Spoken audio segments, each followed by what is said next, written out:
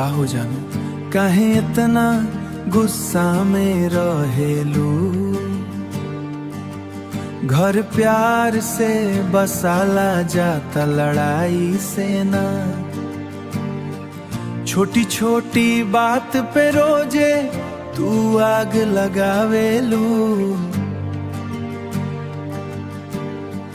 मिठ बोल के जगहिया दिल में, मिठ बोल के जगहिया दिल में कांटा चुभावेलू, कांटा चुभावेलू। बच्चा सब डर डर जाले सुने के तोहार लड़ी, सुने के तोहार लड़ी। हमरा से लड़बू जे घरी घरी चूल्हा अलगे जरी।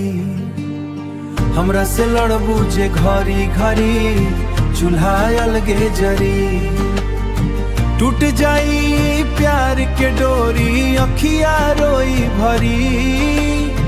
घरवा मंदिर होला सजनी मत बना लो लड़ाई के डगरी।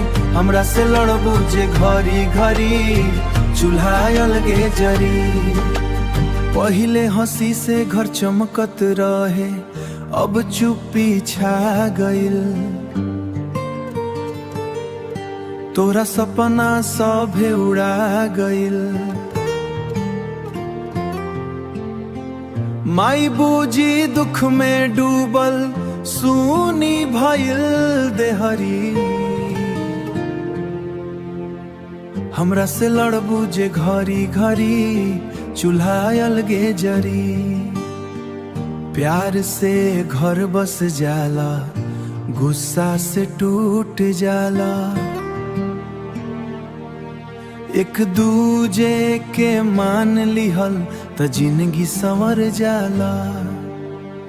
आजा फेरू हंस के बोला मिटा द दुख भारी। एक चूल्हा हो परिवारी, खुश रहो परिवारी, खुश रहो परिवारी। ना लड़ अब तू घरी घरी ना चूल्हा अलगे जरी।